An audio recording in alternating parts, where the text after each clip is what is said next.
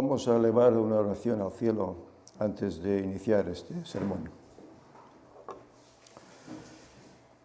Buen Dios, buen Padre, que estás en el alto cielo, te agradecemos, Señor, por las muchas bendiciones que tú derramas constantemente sobre nosotros.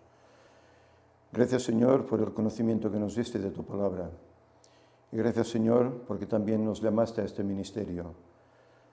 Señor, queremos colaborar en él, queremos profundizar en el estudio de tu santa palabra y sabemos cómo tú has dado verdades y aún quedan algunas que seguramente tú ofrecerás antes de que termine el tiempo de gracia. Señor, que podamos ser receptores de esas verdades y que a la vez las compartamos para que otros muchos también puedan vivirlas, aceptarlas y también predicarlas. Te agradecemos ahora por esos momentos, tanto por la escuela sabática que hemos tenido, por ahora esos momentos de meditación. Te rogamos, Señor, que tú en primer lugar estés conmigo para que sean tus palabras las que salgan de mis labios. Y, Señor, que el tema pueda ser entendible, pueda ser claro y pueda ser de gran bendición para todo aquel que lo escuche, sea o no sea adventista. Señor, que tu Espíritu nos acompañe, que lo dirija todo y que todo sea conforme a tu voluntad. Déjanos tu paz, Señor, y perdónanos nuestros pecados y ayúdanos, Señor, a prepararnos en nuestra vida de santificación para ese encuentro cuando Cristo venga a buscarnos. En nombre de Jesús te lo pedimos. Amén.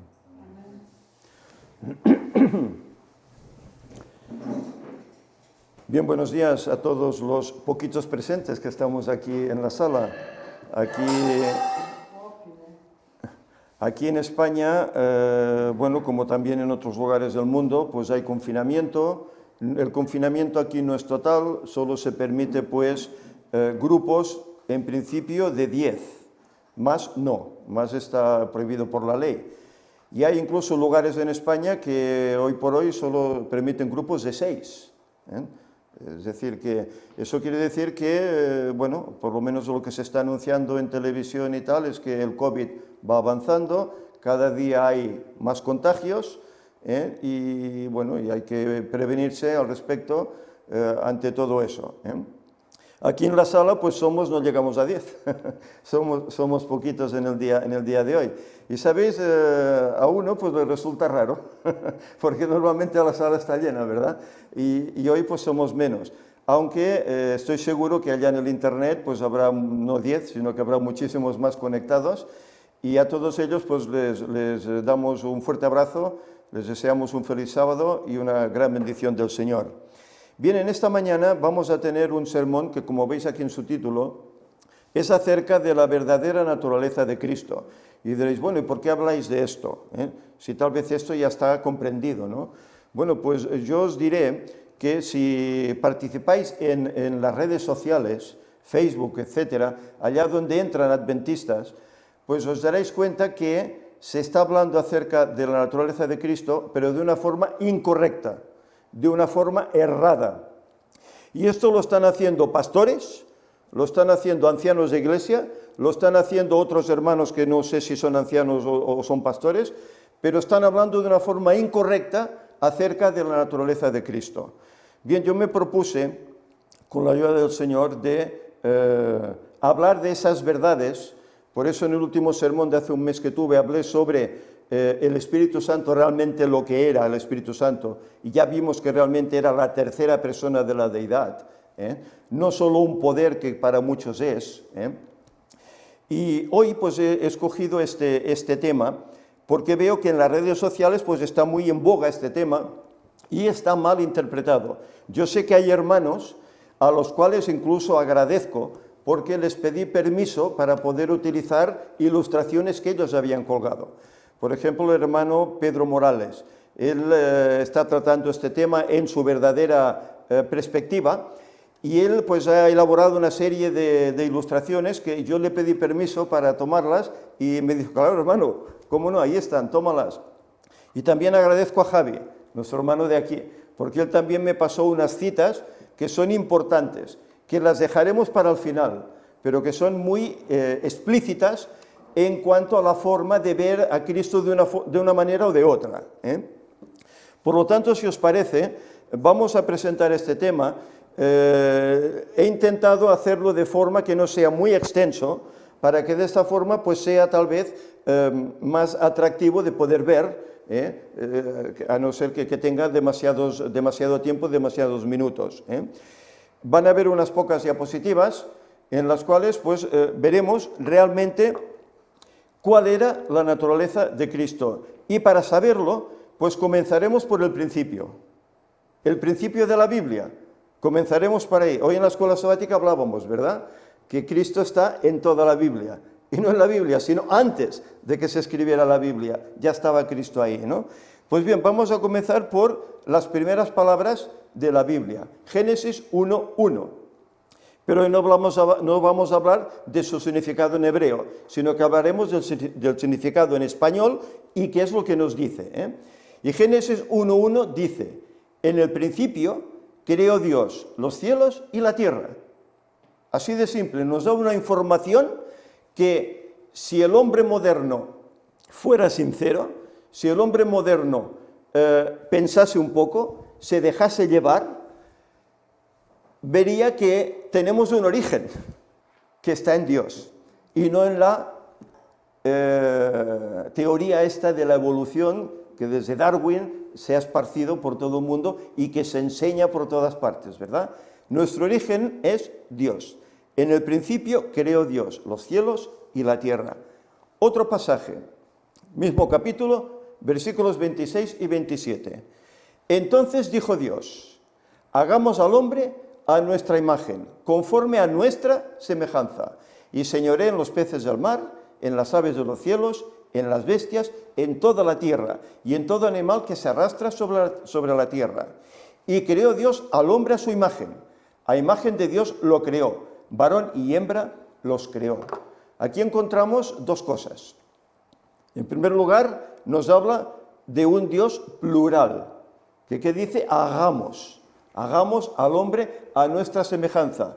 Y luego, al final, el versículo 27, dice, y creó Dios al hombre a su imagen, a imagen de Dios lo creó. Aquí vemos un Dios creador, pero ¿quién era este Dios creador? ¿Sabéis? Este tema está pensado también en denominaciones como pueden ser Testigos de Jehová u otras, que lo creen diferente de cómo realmente es. Luego explicaremos el porqué.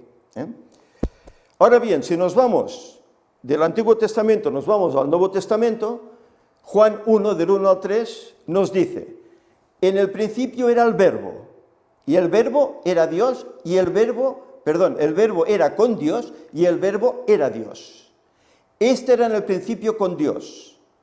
Y el versículo 3, todas las cosas por Él fueron hechas, y sin Él nada de lo que ha sido hecho fue hecho. ¿Qué nos está diciendo aquí? Que aquel Dios que crea las cosas, aquí ¿quién nos dice que es aquel Dios que crea? Nos dice que es el Verbo. ¿Y el Verbo quién es? El Verbo es Cristo. Por lo tanto, Cristo es el creador, el que crea este mundo, el que crea al hombre a su imagen, ¿verdad? Otro pasaje, Juan 1, 10 y 14. En el mundo estaba, y el mundo por Él fue hecho, pero el mundo no le conoció. Y aquel Verbo, dice, fue hecho carne, y habitó entre nosotros, y vimos su gloria. Gloria como del unigénito del Padre, lleno de gracia y de verdad. Es decir, aquel Verbo que hablaba Juan fue hecho carne, pero aquel Verbo que fue hecho carne fue el que nos creó al principio, 4000 años antes de que viniera a este mundo. Hebreos 1, del 1 al 8, nos dice: Dios, habiendo hablado muchas veces y de muchas maneras en otro tiempo a los padres por los profetas, en estos postreros días nos ha hablado por el Hijo, a quien constituyó heredero de todo y por quien asimismo hizo el universo. Aquí, ¿quién nos dice? Que el que hizo el universo, ¿quién fue? El Hijo, Cristo, ¿verdad? El cual, siendo resplandor de su gloria y la imagen misma de su sustancia, y quien sustenta todas las cosas con la palabra de su poder, habiendo efectuado la purificación de nuestros pecados por medio de sí mismo, se sentó a la diestra de la majestad en las alturas. hecho tanto superior a los ángeles, cuando heredó más excelente nombre que ellos. Porque ¿a cuál de los ángeles dijo Dios jamás: mi hijo eres tú, yo te he engendrado hoy? Y otra vez, yo seré el Padre y él me será a mí hijo. Y otra vez, cuando introduce al primogénito en el mundo, dice: adórenle todos los ángeles de Dios. Ciertamente de los ángeles dice: el que hace a sus ángeles espíritus y a sus espíritus llama de fuego. Mas del Hijo dice: tu trono, oh Dios, por el siglo del siglo. Cetro de equidad es el cetro de tu reino. Has amado la justicia y aborrecido la maldad, por lo cual te ungió Dios, el Dios tuyo, con óleo de alegría más que a tus compañeros. Y tú, oh Señor, en el principio fundaste la tierra, y los cielos son obra de tus manos. Ellos perecerán, mas tú permaneces, y todos ellos envejecerán como una vestidura, y como un vestido los envolverás y serán mudados. Pero tú eres el mismo, y tus años no acabarán. Pues ¿a cuál de los ángeles dijo Dios jamás: siéntate a mi diestra hasta que ponga a tus enemigos por estrado de tus pies? Bueno, aquí tenemos unas palabras de Pablo, en ese primer capítulo del libro a los Hebreos. Y nos habla acerca de este Hijo de Dios, que aquí lo menciona como: mi hijo eres tú, mi primogénito eres tú, ¿verdad? Y dice que es igual, siendo el resplandor de la gloria de ¿quién? Del Padre. Es igual que el resplandor de la gloria del Padre y la misma imagen de su sustancia, y quien además sustenta todas las cosas con la palabra de su poder. Y luego repite: tú, Señor, en el principio que hiciste, fundaste ¿el qué? La tierra. Aquel verbo, nos está hablando de aquel verbo, de aquel creador, ¿verdad? Claro, para muchos dirán: bueno, ves, aquí nos está demostrando pues que Jesús es primogénito de Dios, que fue engendrado en algún momento de la eternidad, y que por lo tanto está por debajo del Padre. En definitiva es un Dios menor, muchos lo verán así, pero aquí lo que está planteando, dice: tu trono, oh Dios, el del Hijo, tu trono, oh Dios, es por el siglo de los siglos. Tú permanecerás por siempre, mientras que lo demás concluirá. Es lo que nos está diciendo aquí este pasaje. Ahora bien, si tomamos el comentario bíblico adventista, en el tomo 3, la página 640, hay un comentario respecto al engendramiento de Jesús. La palabra es: yo te engendré. Y dice el comentario: no debe entenderse que esta declaración implique que originalmente el Hijo hubiese sido engendrado. Fijaros lo que dice el comentario, Y luego utiliza una cita del deseado de todas las gentes, la página 489, que dice: en Cristo hay vida original, que no proviene ni deriva de otra. ¿Cómo es posible eso? Si Cristo para muchos es un ser inferior al Padre, es engendrado del Padre, es menor que el Padre, para muchos, ¿cómo es que aquí dice que en Cristo hay vida original que no proviene ni deriva de otra? Es decir, que no proviene ni del Padre, es vida propia que Él tiene en sí mismo. Es decir, es de la misma sustancia, del mismo carácter, que es Dios Padre. Pero entonces, ¿qué hay? ¿Dos dioses o tres dioses, como creemos los trinitarios, por así decir? No. Forman un solo Dios, en propósito, en hechos, en actos, en definitiva, para redimir al hombre. Forman un solo Dios en nuestra atención, para nuestra atención.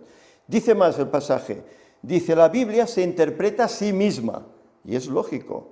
No hay que tomar un texto aislado y bueno, de ese texto yo me hago mi teoría, mi doctrina personal y ya lo tengo claro. No, hay que tomar ese texto pero compararlo con otro.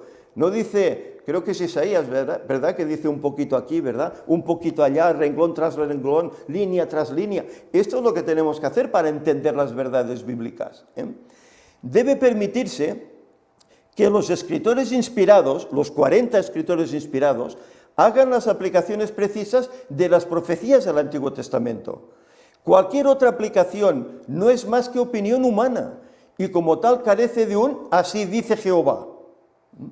Cuando el apóstol inspirado comenta este texto, lo interpreta como una predicción de la resurrección incluso de Jesús. Fijaros, la resurrección de los muertos proclamó de modo muy especial que Jesús era Hijo de Dios. Y lo veremos, porque Él ahí tiene un poder personal en esa resurrección. Vamos a seguir adelante.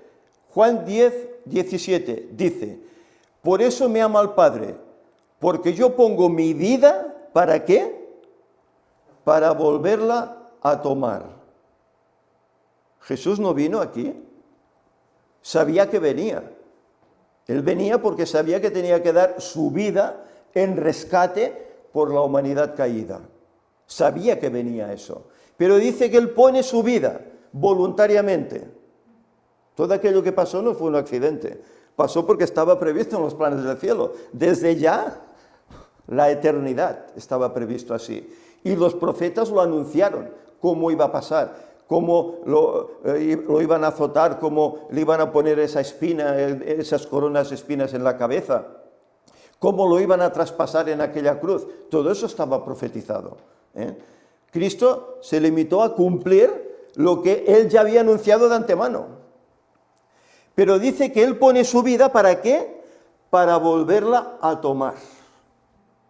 ¿Qué le dijo el ángel cuando apartó aquella tremenda piedra que taponaba la cueva donde Cristo estaba en esa tumba? El ángel le dijo, tu Padre te llama. Y la vida que estaba en Él, en Cristo, surgió, despertó, salió del descanso sabático y salió de la tumba, por el poder que estaba en Él como Dios. Ya sabemos que hay otros lugares que dice que el Espíritu Santo levantó a Cristo. Y hay otros lugares que dice que el Padre levantó a Cristo. La muerte no pudo contenerlo. Claro, la muerte no puede contener a Dios creador, no puede. Y no puede por un motivo, porque Él, siendo hombre, no había pecado. Y eso lo veremos. Eso muchos lo aceptan, todos los adventistas lo aceptan. ¿Qué más? Lucas 1, 26 al 35. Aquí encontraremos un pasaje muy importante que nos limitará cuál es realmente la verdadera naturaleza de Cristo. Yo sé que este tema, incluso mi hermano Víctor lo trató hace ya años, yo diría. Lo trató, y lo trató en varios episodios, no sé si fueron 12 o más. Pero bueno, claro, ocurre lo de siempre. Cuando alguien quiere buscar algo, pues claro, ve que hay muchos temas, muchas presentaciones de un mismo tema, y claro, a veces yo me encuentro que alguien me llama o me escribe, hermano, a ver si puedes hablar de tal cosa de una forma resumida, para que no tengamos que estar buscando en tantas presentaciones, tal. Bueno, la idea es esta, ¿no? Hacerlo de una forma tal vez un poco más resumida, para que la gente pues pueda tener la mano. Pero no decimos nada nuevo, decimos lo que mi hermano Víctor presentó en su momento, en 12 o 13, no sé cuántas fueron las ocasiones, ¿verdad? El mensaje es exactamente el mismo. Lucas 1, 26 al 35 dice, al sexto mes, el ángel Gabriel, que fue aquel que quitó la piedra de la tumba, fue enviado por Dios a una ciudad de Galilea llamada Nazaret, a una virgen desposada, con un varón que se llamaba José, igual que yo, de la casa de David, y el nombre de la virgen era María. Por lo tanto, era de la tribu ¿de qué? De Judá, ¿no?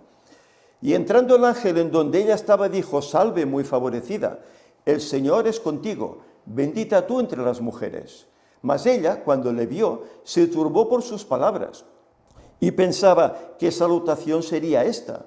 Entonces el ángel le dijo, María, no temas, porque has hallado gracia delante de Dios, y ahora concebirás en tu vientre y darás a luz un hijo, y llamarás su nombre Jesús. Este será grande y será llamado Hijo del Altísimo. Y el Señor Dios le dará el trono de David su padre, y reinará sobre la casa de Jacob para siempre, y su reino no tendrá fin. Entonces María dijo al ángel, ¿cómo será esto? Pues no conozco varón. Respondiendo el ángel le dijo, el Espíritu Santo vendrá sobre ti, y el poder del Altísimo te cubrirá con su sombra, por lo cual también el santo ser que nacerá será llamado Hijo de Dios. El santo ser que nacerá, fijémonos en este pasaje, será llamado Hijo de Dios. Claro, aquí muchos dirán, bueno, pero es que ya Cristo ya era hijo antes, ¿no? Ya fue engendrado antes. ¿Sabéis cuándo es que Cristo se convierte en Hijo de Dios? Se convierte en Hijo de Dios cuando viene como hombre, cuando nace como nacemos nosotros. Entonces Él deja toda esa divinidad, toda esa gloria que tiene junto al Padre, y como el Padre, deja eso y se reviste de humanidad. Se vuelve humilde, se vuelve siervo, semejante y parecido a nosotros. Digo semejante y parecido, no igual, y lo veremos, para hacerse siervo doliente, siervo sufriente. Y en esa condición Él se hace Hijo de Dios. ¿Por qué? Porque en todo su ministerio dependerá ¿de quién? Del poder del Padre y del Espíritu Santo.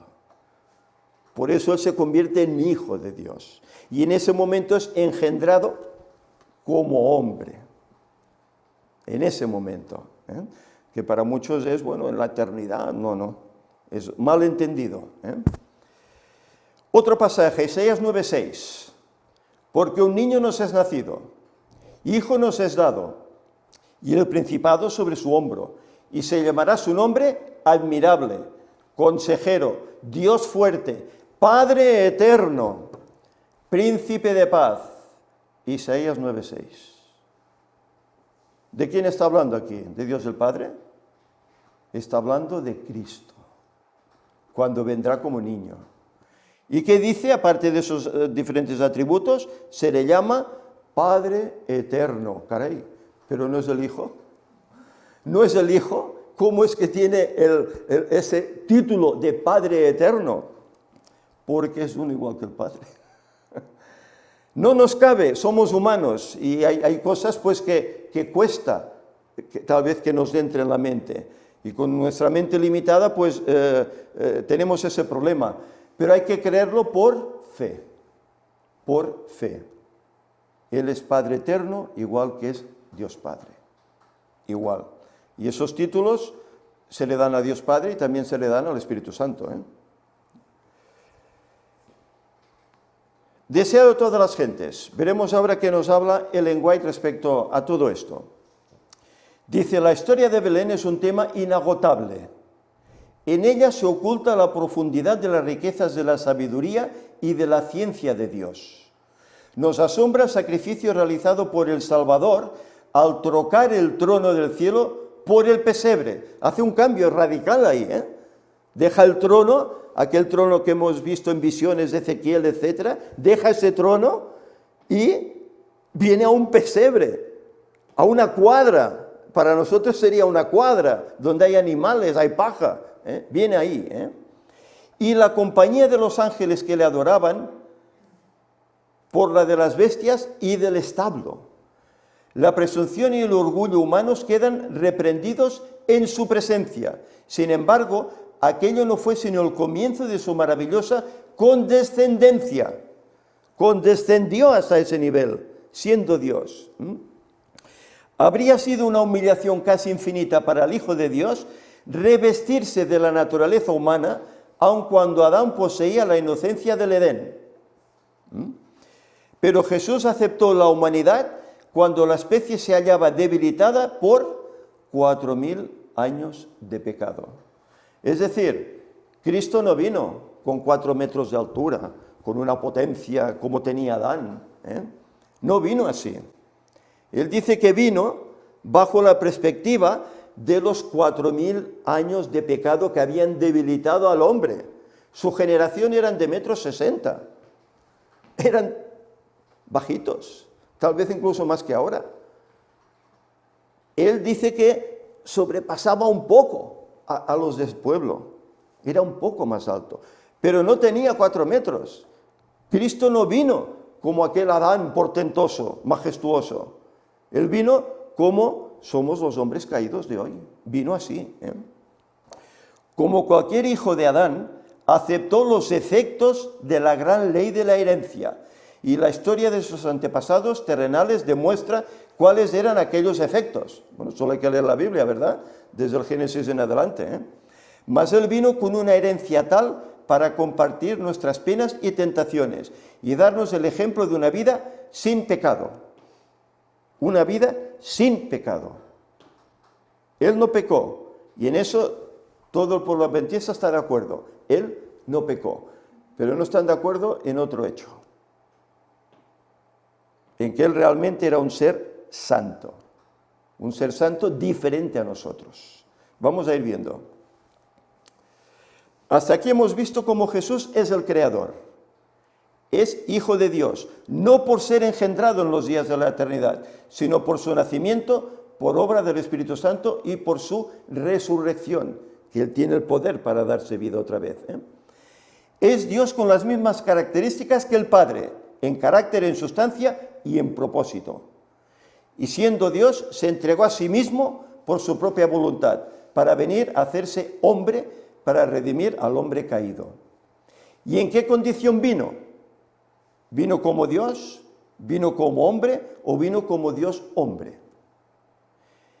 ¿Vino como Adán antes de pecar en santidad? ¿O después de haber pecado con naturaleza caída? ¿Fue exactamente igual a nosotros? ¿O fue semejante, fue parecido? ¿Nosotros hemos nacido santos o con la herencia del pecado? Hemos leído que Él era santo, ¿verdad? ¿Nosotros nacemos santos? Yo creo que ninguno. Aunque bueno, sabemos que la paga del pecado, la transgresión de la ley es muerte, es esa paga del pecado, ¿verdad? Y claro, cuando nacemos no podemos pecar porque no tenemos conocimiento, no transgredimos la ley. Pero con nosotros viene algo, perdona, con nosotros viene algo innato dentro de nosotros, que es ese pecado que cometió Adán, ese gen que ha ido pasando de generación en generación, pasando por Noé, pasando por Abraham, pasando por Moisés, pasando por David, pasando por Juan Bautista y llegando hasta nosotros. Pero hubo uno que no tuvo este gen. Y esto es lo que muchos adventistas no entienden. Y es lo que hoy intentamos explicar. Filipenses 2, 5 al 11. Dice, haya pues en vosotros este sentir que hubo también en Cristo Jesús, el cual, siendo en forma de Dios, no estimó el ser igual a Dios como cosa que aferrarse, sino que se despojó a sí mismo, tomando forma de siervo, hecho que semejante a los hombres. No dice es hecho exactamente igual a los hombres, dice semejante a los hombres. ¿Qué quiere decir esto? Que él no tenía huesos y carne como tenemos nosotros, y sangre. Bueno, ya vimos que tuvo huesos, tuvo carne, tuvo sangre que derramó por nosotros, ¿verdad? Es decir, parecía exactamente como nosotros, pero no era exacto. No era exactamente igual. Había una diferencia. Y dice que estando en la condición de hombre, se humilló a sí mismo, haciéndose obediente hasta la muerte y muerte de cruz. Por lo cual Dios también lo exaltó hasta lo sumo y le dio un nombre que es sobre todo nombre, para que en el nombre de Jesús se doble toda rodilla de los que están en los cielos y en la tierra y debajo de la tierra, y toda lengua confiese que Jesucristo es el Señor, para gloria de Dios Padre. Veremos cómo todos se doblaron de rodillas ante Jesús, incluso los demonios. Incluso los mismos demonios. Mirad, esta es una de las ilustraciones que me prestó el hermano Pedro Morales. Filipenses 2:7 dice, sino que se despojó a sí mismo tomando forma de siervo, hecho semejante a los hombres. En el Strong, esta palabra semejante es homoioma, que significa en su definición forma, abstracto, parecido, semejanza, ¿eh? Y luego tiene otras definiciones en la Reina Valera que es semejante, semejanza. No dice en ningún momento igual, dice semejante, parecido, pero no dice que es igual que los demás hombres.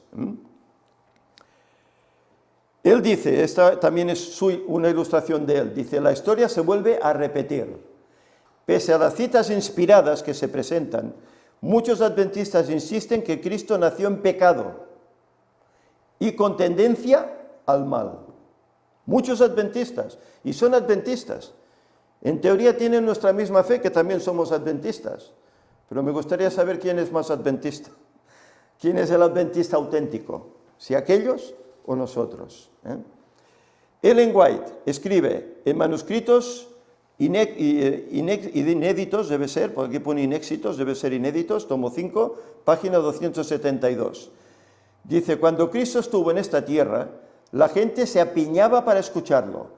Tan sencillas y claras eran sus palabras que aun los iletrados podían entenderlo.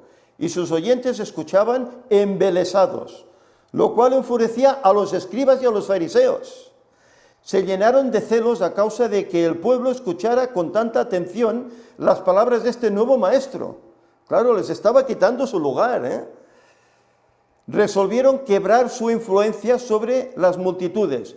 Empezaron atacando su carácter y diciendo que había nacido en pecado. ¿Y esto quién lo decían? Los escribas y los fariseos. Este ha nacido en pecado, igual que todos vosotros. ¿Y no oímos eso hoy en la iglesia?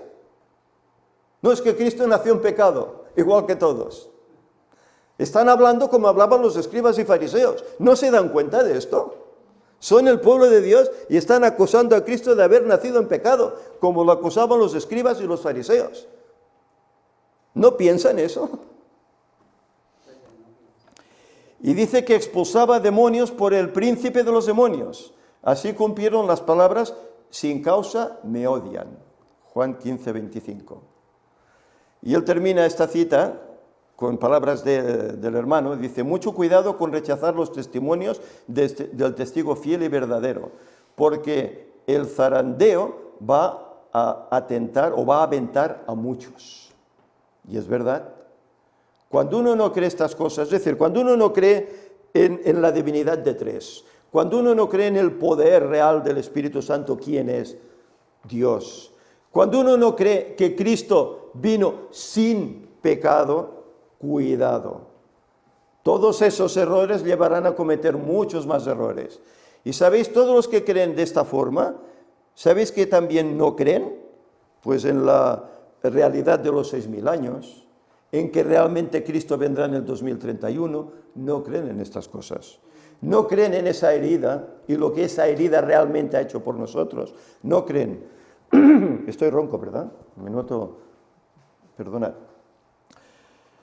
Pues hay todos esos problemas, cuando se rechazan esas verdades esenciales. Y lo negativo es que se llaman pueblo de Dios. Y rechazan estas verdades esenciales. Otra ilustración del hermano. Cristo nunca tuvo una mancha ni inclinación a la corrupción, porque fue el santo ser que escribía Lucas. Y dice una cita de Ellen White, que está en la carta 8 de 1895, dice, estas palabras no se refieren a ningún ser humano, excepto al Hijo del Dios infinito. Nunca, de ninguna manera, dejes la más mínima impresión en las mentes humanas de que una mancha o inclinación o la corrupción descansaba sobre Cristo. Nunca permitas que se diga, ni pienses, que una corrupción de mancha de pecado estaba en Cristo, o inclinación, o que Él de alguna manera cedió a la corrupción. Nunca. ¿No dijo Él, el diablo no tiene nada en mí? ¿Por qué dijo el diablo no tiene nada en mí? El diablo tiene contra nosotros, porque hemos pecado, pero contra Cristo tenía algo. Él mismo dijo, no tiene nada en mí. Otra cita. Carta 8, 1895. Gracias, modo mapla. Fue tentado en todos los puntos como el hombre es tentado, Yo incluso diría más. Sin embargo, se le llama santo ser, según Lucas 1:35. Es un misterio que se deja sin explicar a los mortales, que Cristo podría ser tentado en todos los puntos como nosotros, y sin embargo estar sin pecado. Es un misterio, desde luego. La encarnación de Cristo siempre ha sido y seguirá siendo un misterio, desde luego. Y por eso el hombre común, que no lo acepta, ¿qué hace? Se mofa. Oh, la Virgen María fue engendrada del Espíritu Santo. Oh, eso, vamos, si no hay relación hombre-mujer, imposible que se pueda concebir, ¿no? Eso, el hombre se mofa, ¿verdad? Lo que es revelado es para nosotros y para nuestros hijos, pero hay cosas como esa encarnación, como esa no existencia de ese gen en él, que no se nos ha revelado plenamente, que no conocemos plenamente, conoceremos en la eternidad, si Dios quiere. Dice, pero que todo ser humano sea advertido desde el principio de hacer a Cristo completamente humano, aunque su apariencia fuese humana. Uno como nosotros, porque no puede ser. Y esto lo dice el Espíritu de profecía, lo dice la mensajera del Señor. Que no podemos hacer a Cristo completamente humano, uno como nosotros, porque no puede ser. El momento exacto en que la humanidad se mezcló con la divinidad no es necesario que lo sepamos. Debemos mantener nuestros pies sobre la roca, Cristo Jesús, como Dios se le reveló a la humanidad. No podemos plenamente comprender cómo pudo ser hecho esto. Cómo Él, siendo Dios, nace aquí como una molécula, ¿verdad? Como nacemos nosotros, como un bebé, como un hombre más en este mundo. No podemos entender esto. Aunque queramos explicarlo, no podemos entenderlo, pero tenemos que aceptarlo. ¿Por qué? Por fe. No nos queda otra. Cristo nació en santidad y sin tendencia a pecar, pero con naturaleza física caída y debilitada de Adán y de Eva. ¿Por qué? Pues porque Él nació en un momento en que la raza ya había estado andando por este mundo. ¿Cuánto tiempo? Antes lo hemos leído, 4000 años. Y el pecado se estaba dominando al ser humano, a tal punto que ya vemos, hasta los dirigentes del pueblo estaban en pecado. Su orgullo, su vanagloria, ¿verdad? No quisieron aceptar a aquel que era distinto, aquel que venía a redimirles, y le quitan la vida. Y vivían en pecado. Se habían degenerado con esos 4000 años, ¿verdad? Respondiendo el ángel le dijo, el Espíritu Santo vendrá sobre ti, y el poder del Altísimo te cubrirá con su sombra, por lo cual también el santo ser que nacerá será llamado Hijo de Dios. Lucas 1:35, redundamos en ese pasaje porque es importante.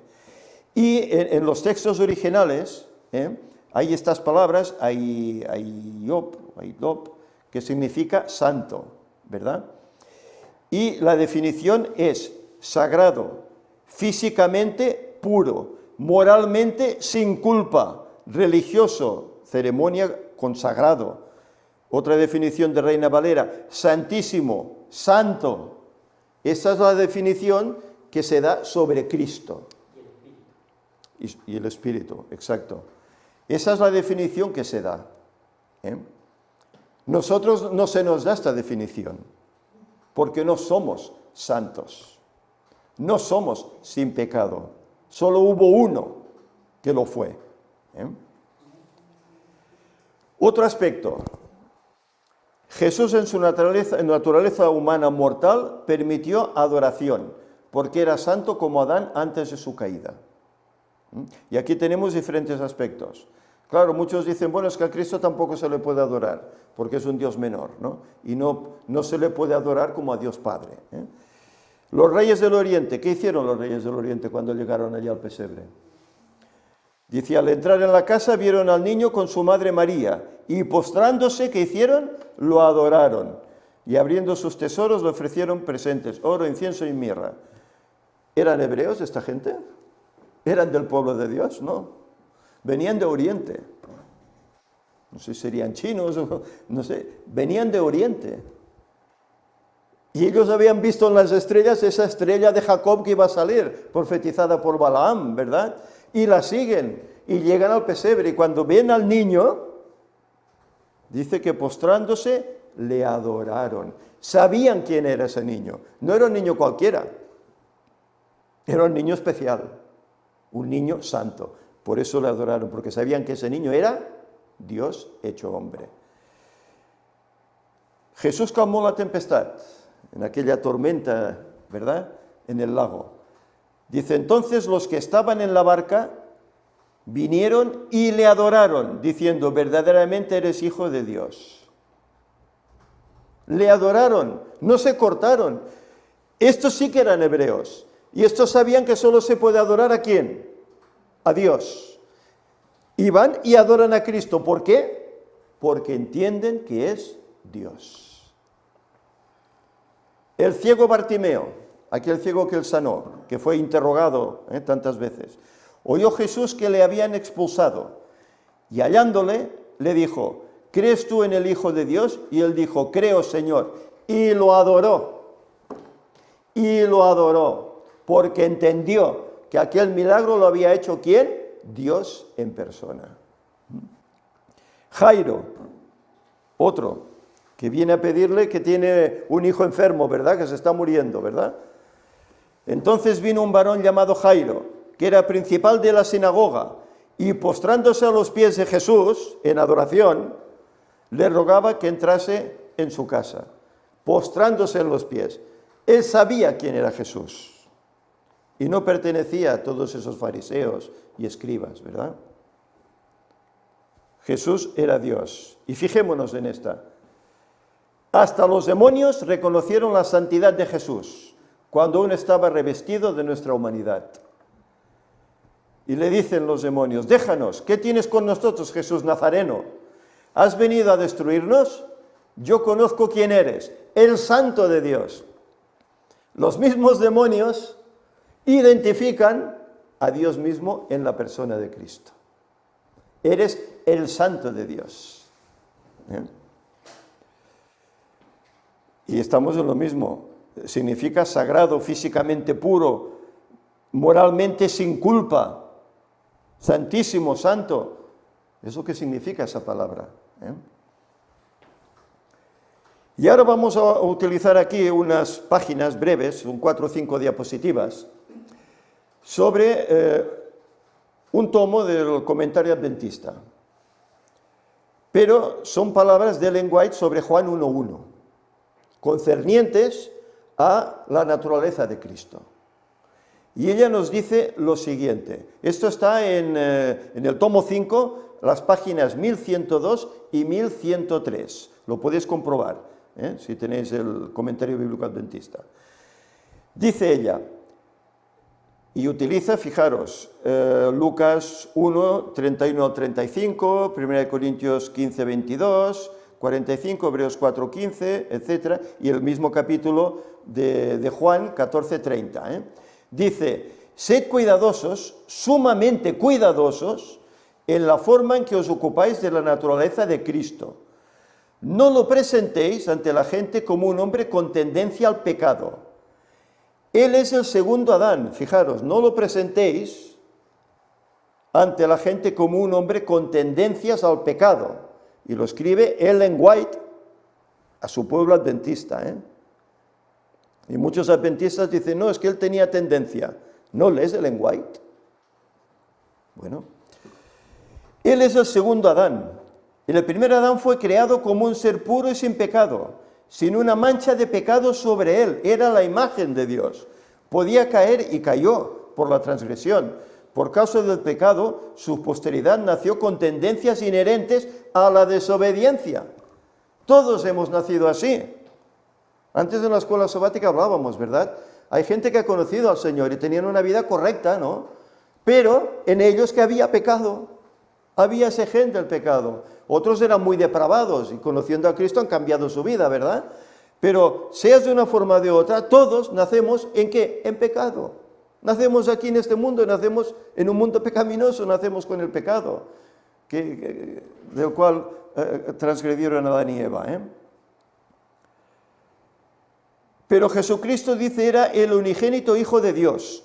Tomó sobre sí la naturaleza humana y fue tentado en todo sentido como es tentada la naturaleza humana. Podría haber pecado, podría haber caído, pero en ningún momento hubo en él tendencia alguna al mal. Otra vez se está repitiendo lo mismo. En él no hubo tendencia alguna al mal. Fue asediado por las tentaciones en el desierto como lo fue Adán, por las tentaciones en el Edén. Pero en él no hubo tendencia al mal. ¿Por qué? Porque era un santo ser, distinto a nosotros. Dice más, evitad toda cuestión que se relacione con la humanidad de Cristo, que pueda ser mal interpretada. La verdad y la suposición tienen pocas similitudes. Al tratar de la humanidad de Cristo necesitáis ser sumamente cuidadosos en cada afirmación, para que vuestras palabras no sean interpretadas, haciéndoles decir más de lo que dicen, y así perdáis u oscurezcáis la clara percepción de la humanidad de Cristo combinada con su divinidad. Su nacimiento fue un milagro de Dios, pues el ángel dijo, y ahora concebirás en tu vientre, y darás a luz un hijo, y llamarás su nombre Jesús. Este será grande, y será llamado Hijo del Altísimo, y el Señor Dios le dará el trono de David su padre, y reinará sobre la casa de Jacob para siempre, y su reino no tendrá fin. Entonces María dijo al ángel, ¿cómo será esto? Lo hemos leído antes, ¿verdad? Pues no conozco varón. Respondiendo el ángel le dijo, el Espíritu Santo vendrá sobre ti, y el poder del Altísimo te cubrirá con su sombra, por lo cual también el santo ser que nacerá será llamado Hijo de Dios. Y Elena White, pues, corrobora esas palabras del pasaje bíblico. El santo ser que nacerá, que no tenía tendencia ninguna al mal, porque era santo. ¿Era concebido por quién? ¿Por un hombre? No, por el Espíritu Santo. Y veremos que dice incluso un libro que está editado en la iglesia, del cual no he puesto aquí diapositivas porque, bueno, leí el principio y ponía que tenía copyright, digo, para no evitar problemas, que luego no nos quiten el sermón de YouTube, pero sí que tengo unas notas, que por cierto los he dejado ahí en el móvil, que luego leeremos. Es un libro editado en la iglesia y aceptado por la Conferencia General, y habla sobre la verdadera naturaleza de Cristo, y dice unas cosas tremendas. Cosas que no sé, para mí que muchos hermanos no han leído ese libro. Es las 27 creencias adventistas. Es el que tengo yo, ahora sé que hay otro que es 28 creencias, pero este que tengo yo es de los años 80 y tantos. Estas palabras, dice, no se refieren a ningún ser humano, excepto al Hijo del Dios infinito. Nunca dejéis en forma alguna la más leve impresión en las mentes humanas de que una mancha de corrupción o inclinación hacia ella descansó sobre Cristo. No tuvo ninguna mancha, no tuvo ninguna duda ante el pecado. Sabía lo que era pecado y lo afrontó y lo venció. O que en alguna manera se rindió a la corrupción, no se rindió nunca a esa corrupción. Fue tentado en todo como el hombre es tentado y sin embargo es llamado el santo ser. Que Cristo pudiera ser tentado en todo como lo somos nosotros y sin embargo fuera sin pecado, es un misterio que no ha sido explicado a los mortales. La encarnación de Cristo siempre ha sido un misterio y siempre seguirá siéndolo. Lo que se ha revelado es para nosotros y para nuestros hijos, pero que cada ser humano permanezca en guardia para que no haga a Cristo completamente humano, como uno de nosotros. 100%, como muchos. No, es que Cristo es 100%, y si dices lo contrario eres un hereje. El hereje es el que dice que Cristo es un 100% humano, porque dice, no lo hagáis completamente humano como nosotros. Es que dicen 100% humano, 100% divino, y eso es lo que corre por todo. Claro, y esto es un error. Bueno, es que, a ver, el error está, uno, en no leer bien los pasajes bíblicos, y segundo, en no leer el espíritu de profecía. Y hoy en día, como en la iglesia el espíritu de profecía se tiene un poco al margen, Ya en los púlpitos, en los estrados, no se puede leer el espíritu de profecía. Está vetado. No se puede leer. Para que no digan que nosotros, pues claro, solo nos dedicamos o solo nos aferramos a la Biblia y es nuestra única guía, cuando también lo es el espíritu de profecía, que también es inspirado por Dios, pero no, eso lo dejan al margen. Entonces, ¿cómo quieren tener la información adecuada, la doctrina adecuada? Si dejan esto que es un apoyo para la escritura bíblica. Si lo dejas al margen vas cojo, puedes entender de cualquier versículo lo que te dé la gana. Cuando Ellen White especifica y aclara qué es lo que quiere decir ese versículo, esa doctrina. Pues claro, si lo dejas al margen, entonces Cristo era 100% humano. Y no, ella dice que no lo hagamos exactamente como nosotros porque no lo era. Porque esto dice, además, dice, no puede ser, dice ella. No es necesario que sepamos el momento exacto cuando la humanidad se combinó con la divinidad. Debemos mantener nuestros pies sobre la roca, Cristo Jesús, como Dios revelado en humanidad. Percibo que hay peligro, dice ella, en tratar temas que se refieren a la humanidad del Hijo del Dios infinito. Él se humilló cuando vio que estaba en forma de hombre para poder comprender la fuerza de todas las tentaciones que acosan al hombre. Es lógico. Por eso dice que padeció nuestras dificultades, nuestras tentaciones. ¿Por qué? Porque Él se revistió de humanidad. ¿Y qué pasó con Cristo? ¿No lloraba Cristo? ¿No se entristecía Cristo? ¿Sentiría frío? ¿Sentiría hambre? ¿No tenía que comer Cristo? Tendría todas las necesidades fisiológicas que tenemos nosotros como humanos, ¿verdad? Pero en ningún momento se rindió al pecado, ni en Él hubo mancha de pecado. Y esto es lo que muchos hermanos no creen. Y es lo que muchos están predicando. Y los hermanos están aceptando un error tremendo que les está llevando a otros errores tremendos. El primer Adán cayó, el segundo Adán se aferró a Dios y a su palabra bajo las circunstancias más angustiosas. Y no vaciló ni por un momento su fe en la bondad, la misericordia y el amor de su Padre. Escrito está, fue su arma de resistencia, y esta es la espada del Espíritu que debe usar todo ser humano. No hablaré ya mucho con vosotros, dijo Cristo, porque viene el príncipe de este mundo y él nada tiene en mí. Cristo mismo lo dijo, viene el príncipe de este mundo, yo ya voy a partir, pero él no tiene nada contra mí. Él no puede reclamarme como quería reclamar el cuerpo de Moisés u otros, no puede, porque yo no he pecado, soy sin pecado. Eso es lo que estaba diciendo Cristo. Nada que responda a la tentación. En ninguna ocasión hubo una respuesta a las muchas tentaciones de Satanás. Cristo no pisó ni una vez el terreno de Satanás para darle ventaja alguna. Satanás no halló en él nada que lo animara a avanzar. No tenía donde acogerse en Cristo. Por eso declara, eres el santo de Dios. No tenía nada que hacer con él.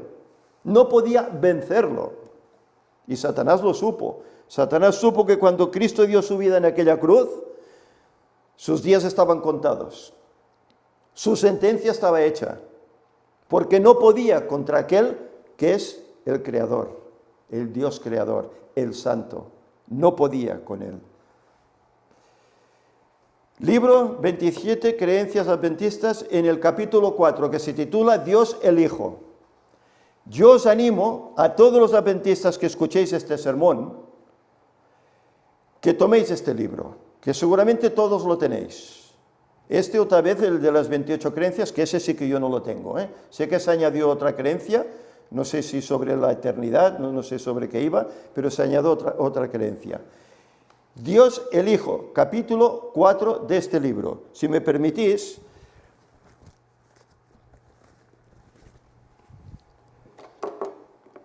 yo no lo he puesto aquí por el tema este del copyright, que dice, pero sí que he tomado unos escritos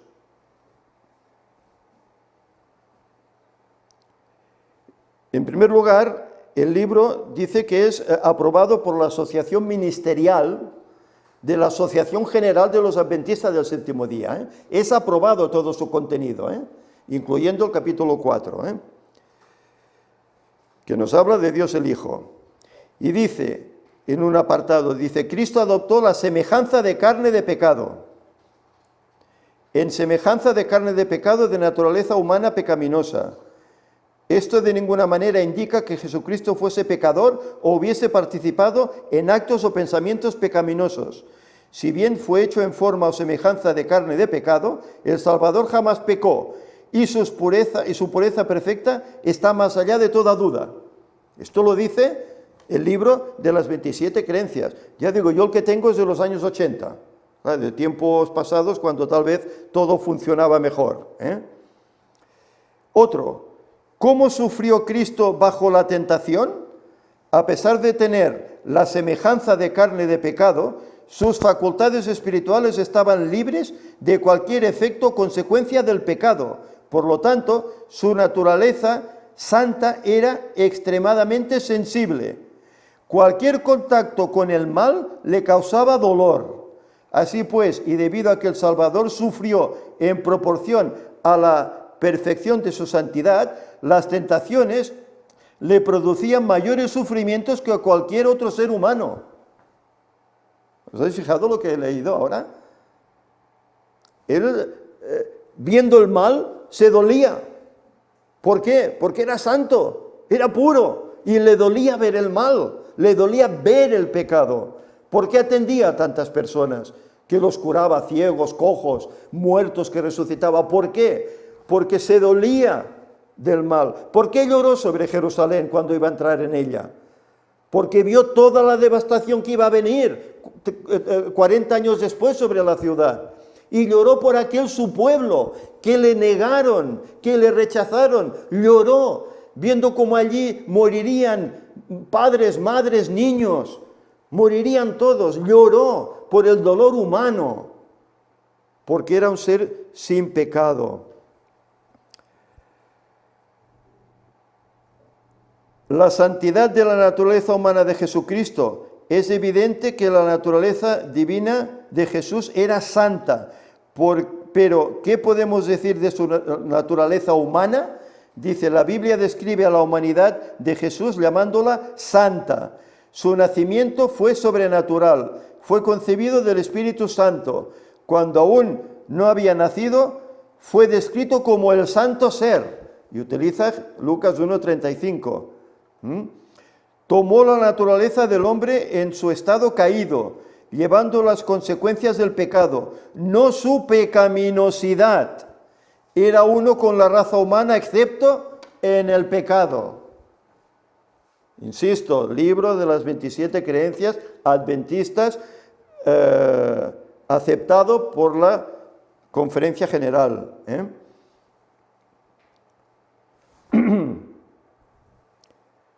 Aquí hay unas palabras que me han quedado un poco borrosas. Dice, Jesucristo tomó sobre sí mismo nuestra naturaleza, con todas sus debilidades, pero se mantuvo libre de la corrupción hereditaria y de la depravación y la práctica del pecado.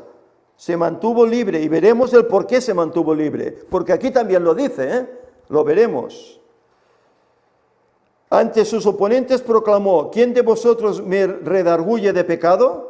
Juan 8:46, y cuando se acercaba a su mayor prueba declaró, viene el príncipe de este mundo y él nada tiene en mí. Juan 14:30. Jesús no poseía propensiones ni inclinaciones al mal. ¿Escucháis bien? Jesús no poseía propensiones ni inclinaciones al mal, ni siquiera pasiones pecaminosas. Ninguna de las tentaciones que lo asaltaban como una luz pudo quebrantar su inamovible lealtad a Dios. Jesús nunca hizo confesión de pecado ni ofreció sacrificio. No oró, Padre, perdóname, sino que oró, Padre, perdónalos. Él no oró, Padre, perdóname, es verdad. Dice, Padre, perdónalos. Incluso a los que lo crucificaban, perdónalos que no saben lo que hacen. Pero no oró pidiendo perdón por él porque no había pecado ante Dios el Padre, ¿verdad? procurando siempre, dice, cumplir la voluntad de su Padre y no la suya propia. Jesús mantuvo constantemente su dependencia del Padre, según Juan 5:30. A diferencia de la humanidad caída, la naturaleza espiritual de Jesús es pura y santa, libre de toda contaminación del pecado. Sería un error pensar que Cristo es absolutamente humano como nosotros. Y lo sigue diciendo el libro de las 27 creencias. Es el segundo Adán, el único Hijo de Dios. Tampoco debiéramos considerarlo como un hombre en la propensión a pecar o con la propensión a pecar. Si bien su naturaleza humana fue tentada en todo lo que la naturaleza humana puede ser tentada, nunca cayó, jamás pecó, nunca se halló en él ninguna inclinación al mal. De hecho, Jesús es el mayor y más santo ejemplo de la humanidad. Es santo y todo lo que hizo demostró perfección. En verdad constituye el ejemplo perfecto de la humanidad sin pecado. Y hay aquí una cinta, para terminar, muy interesante. El por qué no tuvo propensión al mal cuando nació. Y dicen, pero si bien tomó la humanidad con sus debilidades inocentes, no la tomó con las propensiones pecaminosas. Aquí se interpuso la deidad. El Espíritu Santo cubrió a la Virgen con su sombra y permitiendo que de ella se derivara la debilidad, prohibió la maldad. Fijaros qué dice la cita. El Espíritu Santo cubrió a la Virgen con su sombra y permitiendo que de ella se derivara la debilidad, prohibió la maldad y así causó que fuese generada una humanidad sufriente y capaz de sentir tristeza, pero a pesar de ello, sin mancha ni contaminación. Una humanidad con lágrimas, pero sin mácula, accesible a la angustia, pero no dispuesta a ofender. ¿Vemos qué dice aquí? El Espíritu Santo lo concibió en la Virgen María para que fuera hombre, pero quitó de él, no sabemos cómo, ni entendemos cómo, pero quitó esa propensión a la maldad que tenemos todos. Un niño pequeño es inocente, dice, bueno, si es que no sabe la ley, no puede pecar. Pero, ¿habéis visto dos niños juntos con un juguete? Pueden tener 2 años, 3 años, pero el juguete es de los dos. Y lo coge uno y no, el otro, no es mío, y se pelean por el juguete. Y son mocosillos, han conocido la ley, han pecado, no, pero su intención, su propensión, ¿qué es? El mal, el egoísmo, el ego. Es mío. Somos así, venimos así. El pecado de Adán es hereditario y lo hemos recibido todos, pero Cristo no. Cristo no lo tuvo. Y esa es la diferencia entre Él y nosotros. Y cualquiera que ponga a Cristo 100% humano, está rechazando la verdad divina. Está engañando. Se está perdiendo. Y tantos hay, incluso pastores, tantos hay, que van en ese camino. Una cita. Esta me la pasó Javier. Exaltad a Jesús, página 10. Es una matutina, ¿verdad? Si no recuerdo mal. Hay luz y gloria en la verdad de que Cristo fue uno con el Padre, antes que estableciera el fundamento del mundo. Esta es la luz que brilla en un lugar oscuro, haciéndolo resplandecer con gloria divina y original. Esta verdad, infinitamente misteriosa en sí misma, explica otras verdades misteriosas que de otra manera serían inexplicables, al paso que está encerrada como algo sagrado en luz inaccesible e incomprensible. Es lo que antes decíamos un poco también, ¿verdad? Él ha vivido la gloria del Padre, porque es igual que el Padre, pero se encarnó en hombre y es un misterio que ahí está y que no se nos ha dado a entender plenamente. Se nos dan pinceladas, se nos dan rasgos, pero que nadie diga que Cristo vino 100% humano, con tendencia al pecado. no la tenía. Es lo único que difería respecto a los demás, a todos los otros millones de habitantes que han pasado por este mundo. Y esta última cita, esto es un reproche para aquellos que lo creen de esta otra forma, ¿eh?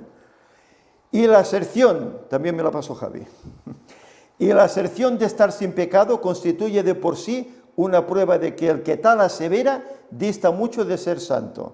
Entonces, ¿Cristo engañaba? Decía que él no tenía pecado, ¿eh? No, aquí no está hablando de Cristo, está hablando de nosotros. ¿Sabéis? Aquí en España, tiempo atrás, hubo un movimiento en las iglesias de Barcelona que se llamaba la carne santa, ¿eh? Es decir, que eran sin pecado. Yo me he convertido, me he bautizado, ya soy santo. Santo, siempre santo, igual que dice el protestantismo, ¿no? Una vez santo, siempre santo, ¿no? Y dice, la aserción de estar sin pecado constituye de por sí una prueba de que el que tal asevera dista mucho de ser santo. Cuando uno dice, no, yo soy santo, yo estoy lleno del Espíritu Santo, cuidado, cuidado que te falta mucho por recorrer. Te falta mucha humildad, te falta mucha pureza. Es porque no tiene un verdadero concepto de lo que es la pureza y santidad infinita de Dios.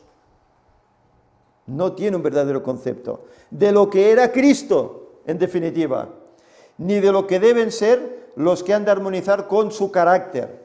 Es porque no tiene verdadero concepto de la pureza y perfección supremas de Jesús, ni de la maldad y horror del pecado. Eso es lo que está pasando. Muchos hacen sermones y escriben libros y tienen masas que los siguen, ¿verdad? Y están diciendo, Cristo era 100% humano, Cristo era pecador como yo. Si no, no me sirve. ¿No te sirve? No te sirve que siendo Dios dejara su condición de Dios y venga aquí a este mundo oscuro, como decía Ellen White en esas visiones, ¿verdad? A ese mundo oscuro, se hace hombre, padeciendo frío, hambre, enfermedad. Bueno, padeció nuestras enfermedades porque las vivió, las vivió en el mismo, ¿eh? Sintió el dolor por todo eso, ¿verdad? E incluso padecer insultos, martirio, cruz, y hace todo esto por mí. ¿No es suficiente? ¿No es suficiente para que yo lo acepte como Salvador? No, es que tiene que ser pecador como yo, si no, no me sirve. Pero ¿dónde entra esto? ¿Dónde entra esto? ¿No es suficiente que se rebaje de ser Dios a ser un siervo sufriente y morir por mí? ¿No es suficiente que Dios se rebaje a eso cuando podía haber hecho así, ¡puf!, y destruirnos a todos y no dejar aquí a nadie? Y bueno, crearé otro mundo perfecto, que no pequen.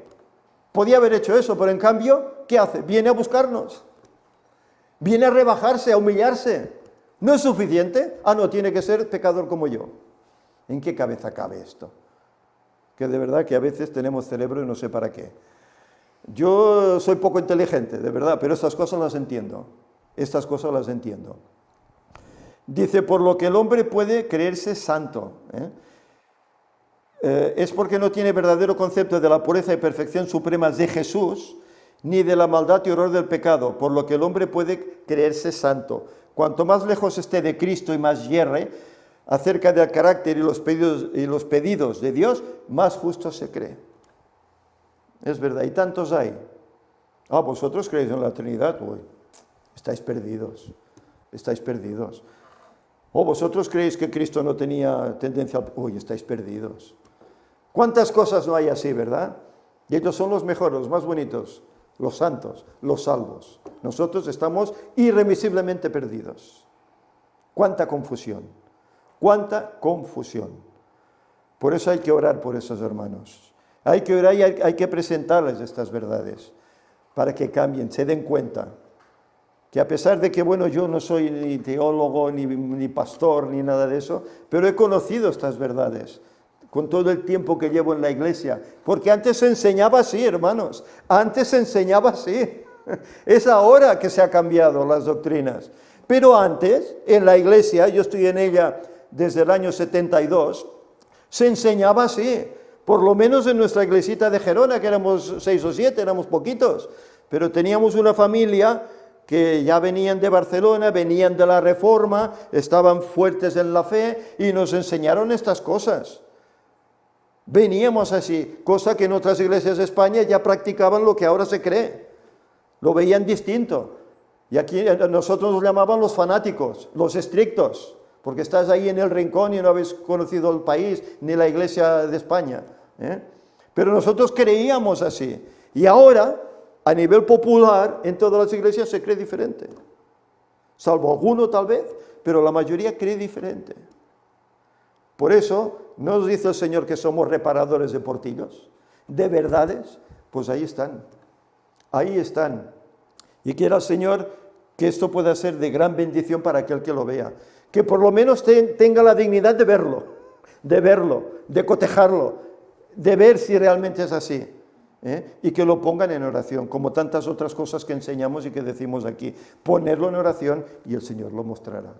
Y el Señor, sin duda, lo mostrará. Bien, hasta aquí. No quiero extenderme más. No, ya he comentado que no quería hacer un tema muy largo y creo que me he pasado un poco. Pero vamos a trabajar, vamos a presentar verdades que hoy están siendo pisoteadas en la iglesia. Vamos a presentarlas. Por mucho que luego recibamos críticas, vamos a presentarlas. Y que el sincero, que el Espíritu Santo tocará su corazón, las vea y las acepte. Es mi deseo. Hermanos, vamos a terminar con una oración y que el Señor nos bendiga a todos.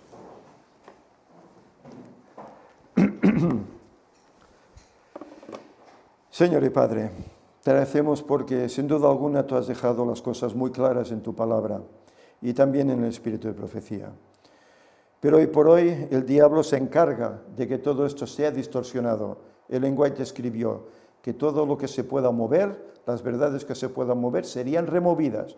Y lo estamos viendo hoy, cómo se está todo removiendo. ¿Y por qué? Pues porque estamos muy cerquita de que todo termine.